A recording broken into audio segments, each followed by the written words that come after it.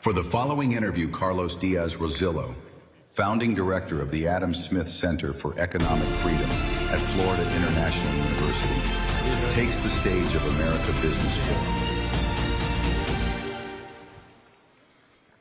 Gianni Infantino. Here we are. Thank you.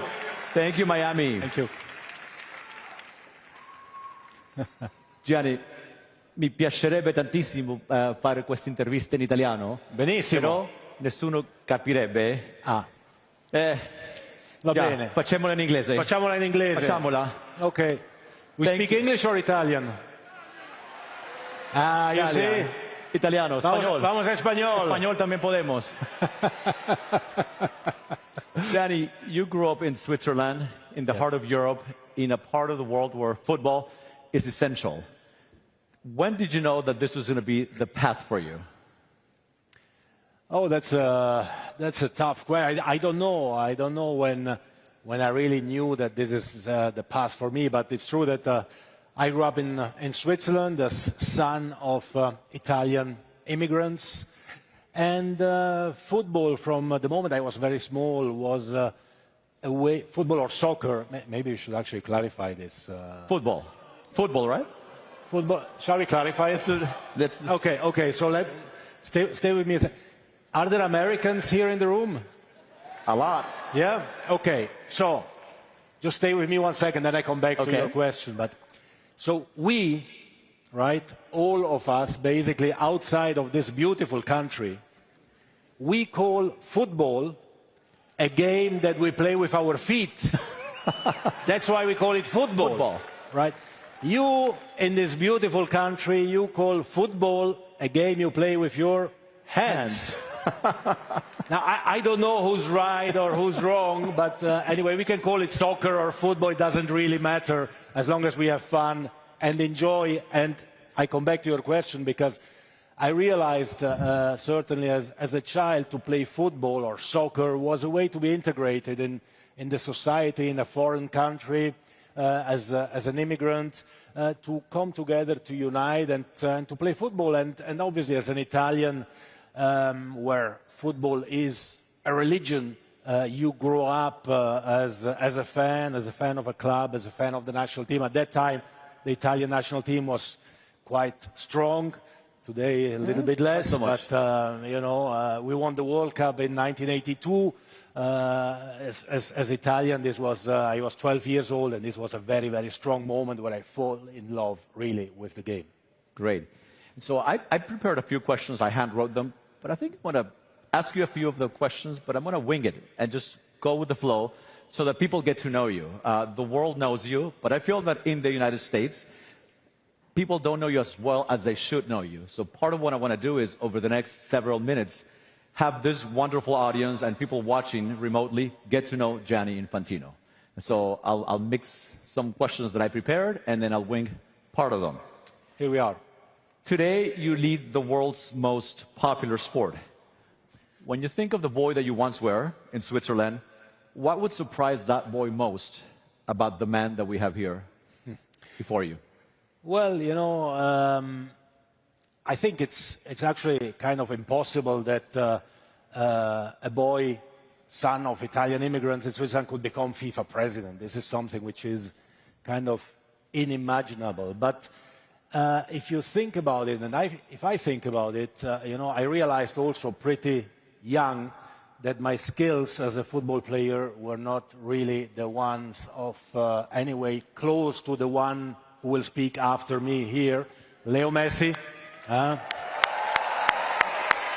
So I realized that if I ever want to touch the World Cup, I need to become FIFA president because I can never touch it as a player. And you did. Right? So I had to become FIFA president. But I was passionate about football from very young, and with a group of friends, we took over the local Italian team in the Swiss mountains. With actually a very important argument when we had the elections. We saw the President Trump earlier.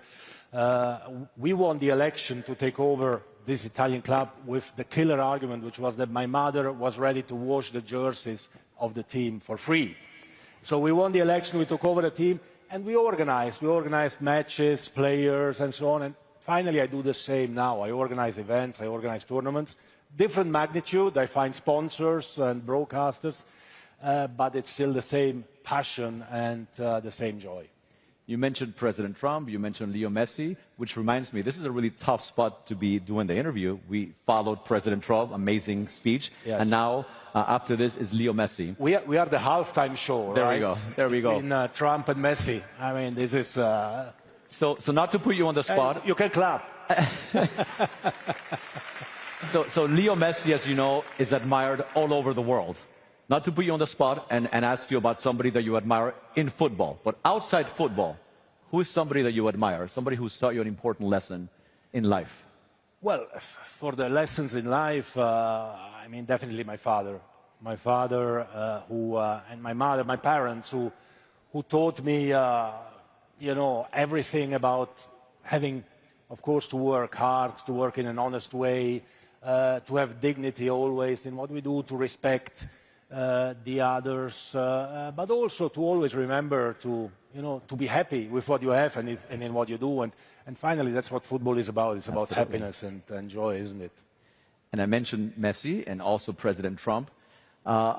It's very obvious from not only his remarks here today, but for many remarks he has made about you, that the two of you have a very good relationship. Part of the job of FIFA President is to get along with everybody, right? You are a manager, you manage the world's biggest soccer organization, football organization, but you also have to be a politician, a diplomat. Tell us a little bit about your relationship with President Trump. I have a great relationship. I'm really lucky. I have a great relationship with President Trump, who I consider really a close friend. But of course, he's been and is very, very helpful in everything we do for the World Cup. He was the president. He mentioned it today when the US, together with Canada and Mexico, was awarded the World Cup. And he's really engaged. He has such an incredible energy, and this is something that I really admire. He does things. He does what he says. He says what he thinks. He says actually what many people think as well, but maybe don't dare to say, and that's why he's so successful. Right.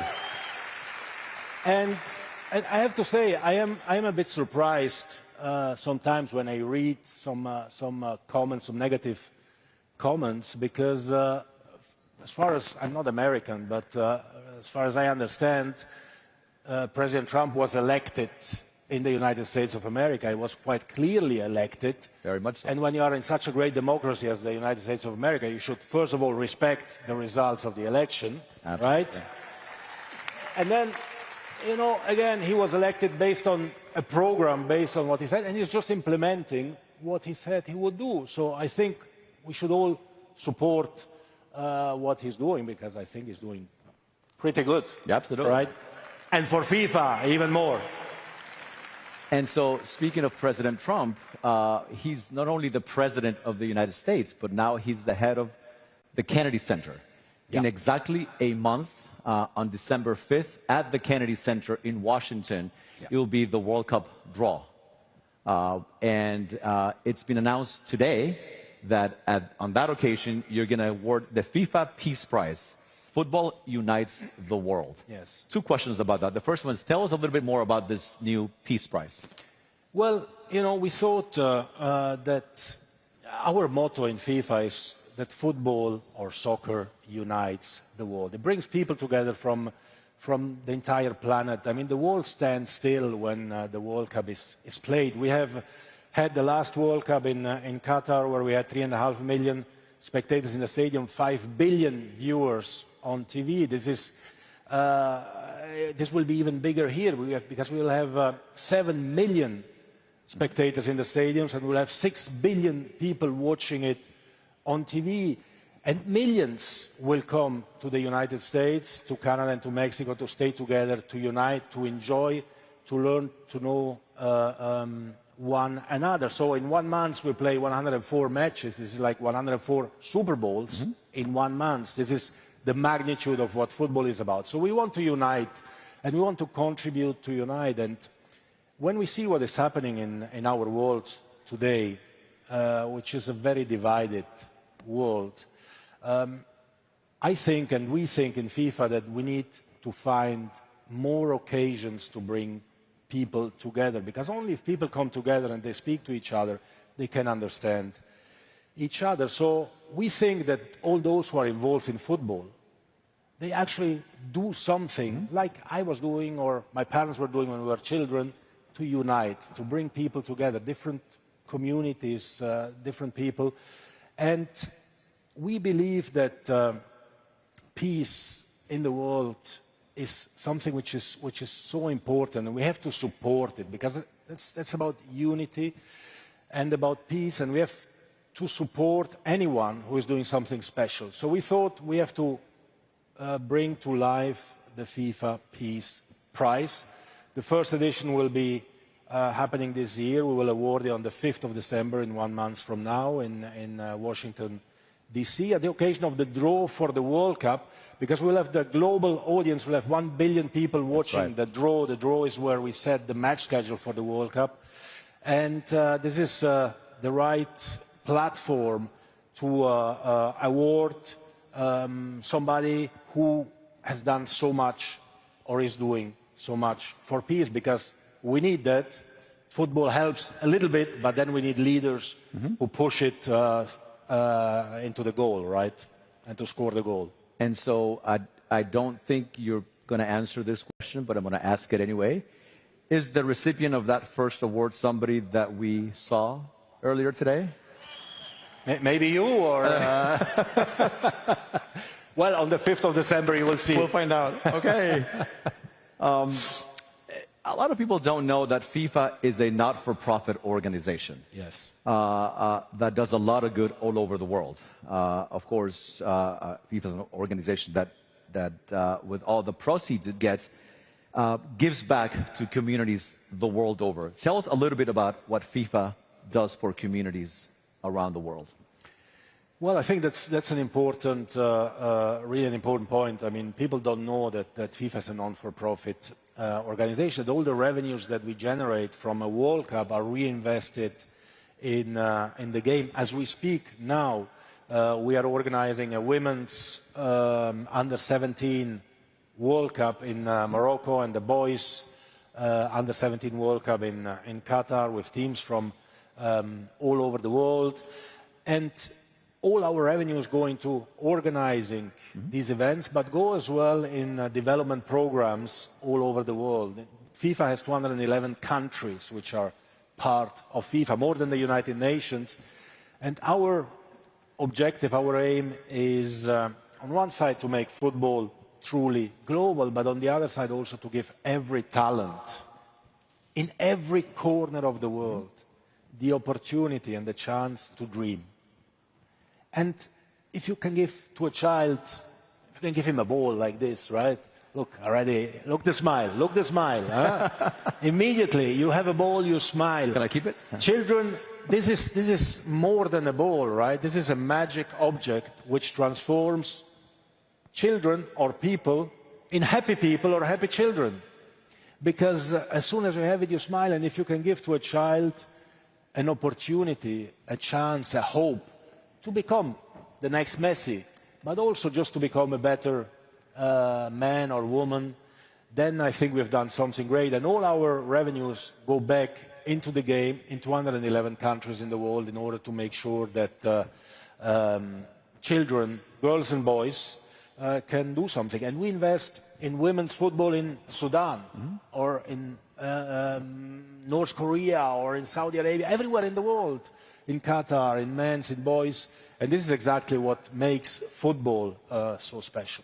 It's not only a beautiful ball, but I'm looking, it's an official ball, and it's signed by you. So signed by me. Very special ball. Maybe if I can propose something. Yes. You should kick it into the audience at the end of the interview. And wait, and the one who gets it gives it to me. No? He will get 2 tickets for the World Cup match, for a World Cup match here in Miami. No, okay. Wow. But you have to kick it far, huh? Kick it far. Or close. It's up to you. Wow. I don't take responsibility. Okay, we'll do it. Look at that. Look at that, look at that, look at that. Look at this one here. Okay, you need to wait another few minutes, huh? That's fantastic. Right here. There we go. Golazo. You mentioned Qatar, and I believe I want to ask you about Qatar. I believe we have a video that we're going to show, and then I'll ask you a question about the subject of the video. So Let's we can look at watch the video. Today I feel Qatari. Qatar 2022, the most questioned World Cup in history, a tournament surrounded by doubt.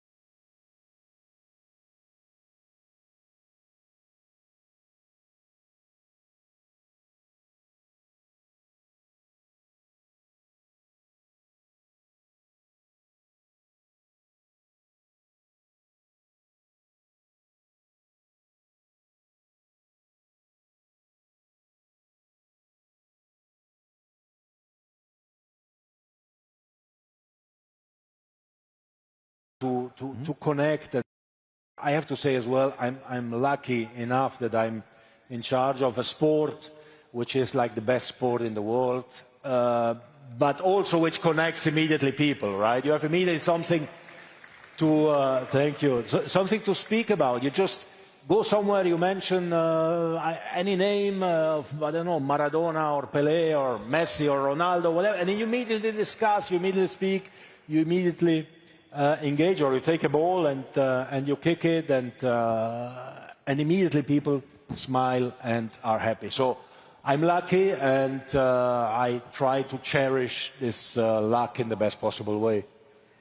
When you talked about the FIFA Peace Prize, you talked about not only world peace, but also unity.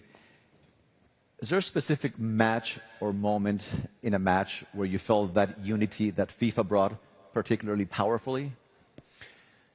You know, there are, I don't know, there would be so many moments, and I always want to believe that the next one will be a special one. Like you mentioned, the World Cup in Qatar was a very strong moment. That final, you can ask Leo Messi later on. I mean, that final was something out of this world. I mean, we were lucky enough to witness this incredible final that Argentina won. I mean, it was so special. But you know, the great thing about football is that it brings you, and it writes new, beautiful stories every day. Last week, I attended a game that we organized for the first time between, we created the national team of girls and women from Afghanistan. Refugees, they had to leave the country. We helped them a few years ago when they had to leave the country. We helped them to leave the country. Some went to Australia, others went to England, others to Italy, to Portugal, some are here in the States. And after a few years, we decided to create a national team. And they called themselves a women's national team. And they call themselves Afghan Women United. Women from Afghanistan living now all over the world, coming together to play football and to play against other teams and to share a very, very strong emotional moment. But like this, you know, I could mention so many.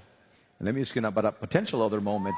Football is a game of heartbreak as much as triumph. When did football break your heart?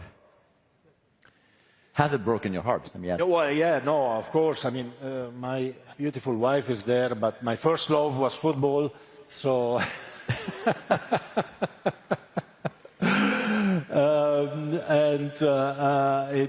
she says it always to me. That's why I can say that. But it's true that football is such a special sport. I mean, when the World Cup is on, it's not just 104 Super Bowls in 1 month. It's like when Brazil plays, if you go to Brazil during a match of Brazil, everything is empty, right? Now, Argentina is the same, Colombia is the same, right? Nobody's on the street, there are no crimes. The crime rate is low as ever during the World Cup because people are just so passionate. People, they cry when they win or they cry when they lose. It doesn't matter. You just cry because you are happy or because you're sad. You just cry in football. And I mean, for me, I remember 1978, the World Cup. I watched it on TV with my father. It was a World Cup in Argentina. 1982, of course, when Italy won a World Cup, and I was 12 years old. That was quite a strong moment. And when you get this virus of the game, and I really call on everyone here to be injected with the virus. There is no vaccine or nothing that you can take against that. But it's a beautiful one. It's a happy one. Yes. Thank you. Football has brought joy to billions of people around the world, but it has also instilled a sense of responsibility on those who play it. Looking ahead, how do you want the game to influence the values and the mindset of the next generation? Of the next generation? Well, you know, football has taught me so many lessons for life, and I think football is teaching to every child, every girl and every boy, so many lessons for their life. We have designed in FIFA, together with UNESCO and with UNICEF, a program that we call Football for Schools, in which we don't teach how to play football, but we use the hook of the ball in classrooms to say to children, okay, today we speak about football, and then we take the ball like this, we put it on the desk, right? And everyone listens. And you put the ball on the desk, and you can start speaking about anything, about violence, about discrimination, about racism, about respect, about nutrition, about any topic you want, just taking the hook or the excuse of football. So football teaches you so many lessons. That's why we need to bring it all over the world, and we need to continue to develop it. The most important, I think, of these lessons that football is teaching, besides the team spirit and the joy and the happiness, is, I think, resilience. Because in football, you can win, you learn to win, but you lose as well. You learn to lose. I certainly lost many more games than I won. But the great thing that football teaches you is that when you win a game, right, you are happy. You go home, even if you play with friends, you go home, you are happy, you smile. You are happy until the next game. When you lose a game, you go home, you are sad, you are angry. But you are angry for an hour, a couple of hours, maybe one day. Then you know that there is the next game that is coming, and you're going to win that next game. So it teaches you, as a child, to stand up after a defeat and to go for it and to want to fight and to win that next game, which is coming for sure. So these lessons, we need to cherish them, we need to bring them to the schools, and we need to develop the game and make it even bigger and better all over the world. At the beginning of the conversation, you mentioned that when you were a boy, if you wanted to touch the World Cup, you thought that you had to become FIFA president, and you did. What do you want young people to know about the power of resilience and the power of believing in the idea that you can do anything you want to do if you put your mind to it? Well, I mean, if you believe in something and you follow it with hard work, with passion, with your heart, then nothing is impossible. I mean, if a little boy who was born in a Swiss village in the middle of the Swiss Alps can become FIFA president and sit here in front of this incredible crowd in this beautiful city of Miami, then definitely everything is possible. Absolutely. They won the ball. In just a few months, your presidency at the head of FIFA will turn 10. So you're going to be president for 10 years and counting. How has your tenure, in your opinion, changed FIFA? Well, that's... what do you think? How has it changed FIFA? Thumbs up? Well, no, we worked very hard in the last 9 years to make FIFA truly global, to bring FIFA and football everywhere in the world. As I mentioned, when I was elected FIFA president, it was probably the darkest hour of FIFA. We brought back respect, and I think that's the most important element. We brought back respect to FIFA and for FIFA, and we continue and we will continue to just make people a little bit happier. Mm-hmm. And if people are a little bit happier, then, you know, the whole world is a little bit better, I think. So a follow-up question. After you step down, how do you want people to remember your leadership style and your leadership at the helm of FIFA? I will think about that when I step down. I will let you know. In many, many years from now. I come back and then I let you know. For now, I enjoy too much what I'm doing. And you're good at it. So, most World Cups take place in one country. We've had some that have taken place in 2 countries. The next one will take place in 3 countries. In Mexico, in Canada, and right here in the United States. Of course, in Miami. Yeah, including in Miami.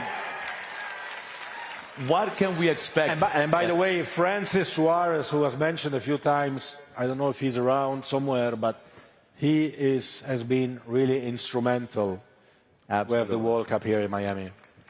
Need to say that. So what can we expect about this new edition of the World Cup right here in North America? Well, I really don't know if Americans realize what is going to happen. Mexicans, they get it probably a bit more because they know more about football. Canadians are even more north. So, but what will happen in this country is something incredible. I mean, let me say one more thing first, because after you're going to conclude, I guess, since we are in a business forum here, so there are business people here as well. I need to say one thing about business as well. Otherwise, they think I'm just, you know, kind of having fun as a president, but I need to. The business has to also work. So the football GDP, global football GDP, is around $300 billion a year. Out of these 300 billion, 70% is generated in Europe, but mainly from outside of Europe. In the US, it's around 10 billion. If the US would be doing, and this is an advice to all business people in this room to invest in FIFA and in football, if the US would be doing one-third of what European countries do, we would speak about 110 billion, instead of 10, 110 billion GDP in the US. Wow. So, this to say that there is such a big potential, and I think that those Americans, why I say this, because I think that those Americans who didn't or don't realize what is happening next year, they will realize it, because this country and Canada and Mexico will be, you know, flipped upside down, back up, back down. You will have a horde of barbarians, but happy barbarians, invading the country, with the result that soccer or football will conquer America. This is a country that's never been conquered. For the first time, we will conquer America. This, I announce it here officially. There we go. And that's a very good point, because it's not just the ticket sales. It's the incredible injection into the economies of every one of the cities that will be hosting games, like Miami, from tourism, from hotels, from restaurants, from ticket sales, from souvenirs. So it's an incredible engine of economic growth that FIFA will bring to these three countries. Yes, it is an incredible economic impact of. Only the World Cup has an economic impact of around 40 billion, 200,000 jobs, which will be created, 5-6 million people coming here to watch the games, but also, you know, to enjoy their holidays in Miami Beach or anywhere else in beautiful Florida. So it moves so much, and not just that, because the entire world will be focused on North America, on Canada, Mexico, and the United States next year. I was mentioning the figure of 6 billion. 6 billion people will be watching the World Cup. I mean, the Super Bowl is watched by 120 million people, 130 million. We have 6 billion people watching the World Cup. This means that the eyes of the world will be focused on Miami and the rest of North America. Absolutely. I have a couple more questions, and the next one is about education. He has to go. We can say he has to go on asking questions, because I think we need to gain some time for. So Leo Messi is on his way. We have the warm-up act for Leo Messi to come. So get ready for Leo, huh? So in American politics, we'll say we're filibustering. We're trying to extend this. No, this is a pleasure and an honor for me. Let me ask you about education. So I run a center at a university, Florida International University, which now is the 5th biggest university in the country. Fifth biggest. Wow. Let me ask you about the role of education. I believe that, you know, sports and education go hand in hand. Tell us a little bit about, in your view, the role of education and how important it is to not only take care, of course, of your body, to have athletes that are good at what they do. You want your athletes to be the best in the world, but also the role of education. Well, education is future. In FIFA, a few years ago, we created a FIFA Foundation. And when you have a foundation, you receive a lot of requests. And every request is, you know, worth help and helping, right? But you cannot do everything, of course. So we were thinking, you know, what should we focus? You know, there are so many good causes around the world, and we decided that we should focus on education. Because education is future, education is hope, education is opportunity. And if our children are well educated, and part of the education is also, maybe it sounds stupid, but it's also football and participating in the World Cup and getting to know each other. So if our children are well educated, then they will find solutions to all the problems that affect our world. Not just we're speaking about peace or war, but any other problem. So we have to invest and believe very much in education. That's why we designed as well this program, Football for Schools, which is for children from 5 to 15 years of age. Again, not to learn how to play football, but to be educated a little bit with or thanks to the help of football. But we need to bring back the right values of our world. I mean, you were speaking earlier about the FIFA Peace Prize. I was surprised recently that I've been in Sharm el-Sheikh, where the peace in the Middle East agreement was signed, and I was surprised that, you know, about war, everyone speaks the whole time. Mm-hmm. You can read, you open any media in the world, there are journalists here, media representatives, you can read about war every day. About peace, one day, and that's it. It's not right. That's right. We need to support the peace process. We need to help, we need to push. It's not just for one person or one group of persons or one country to believe in it. Everyone has to play its own role, and we need to come back to these values. And for this, coming back to these values, the education, I think, is crucial. Absolutely. Let me ask you one concluding question. You get to hang out with really interesting people. We mentioned President Trump, Lionel Messi, really, really fascinating people. What gets you going? What excites you? What? Exactly. My wife. Good answer. She's right here in the front row.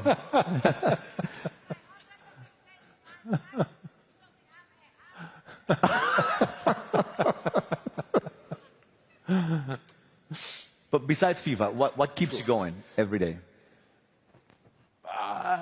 I don't know. I do the best job in the world. That helps, of course, you know, to keep going. You really do have a very cool job. No, I have the best job in the world, so you know, that helps. But as I was saying, I was kind of doing the same when I was a young boy or man, and I was dealing with the local football club in our village, trying to convince my mother to wash the jerseys. Now I have to try to convince some big sponsors to give us a few 100 million to be able to reinvest them in some countries in Asia or Africa or whatever.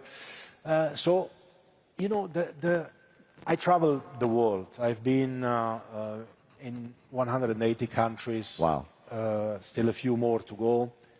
And very few. I can say, yeah, no, but, you know, everywhere you go, every smile of every child you can see who kicks a ball like that ball that you have there is giving you the energy to just do more.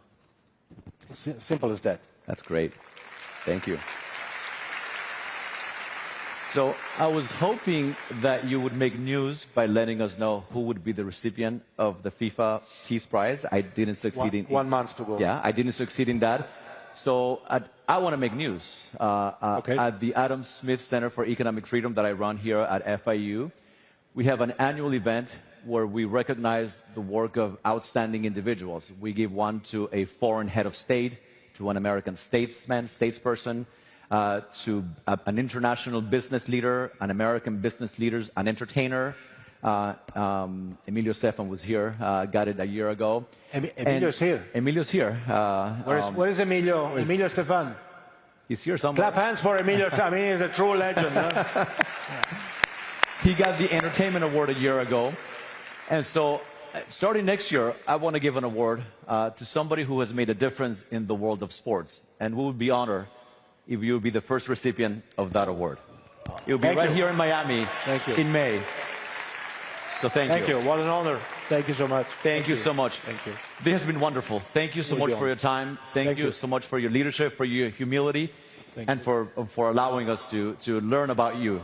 So thank you so much. Grazie mille. Okay. And now the ball, huh? Wow. Are you ready? Okay. Are you ready for the ball? So this is exciting, but I'm afraid that if I kick somebody in the head, I'm going to get sued. Do you have a good insurance? Come on, come on, come on. Come on. All right. Oh, boy. Yeah. Wait. Let's count. 10, 9, 8, 7, 6, 5, 4, 3, 2, 1. Hey! Whoa!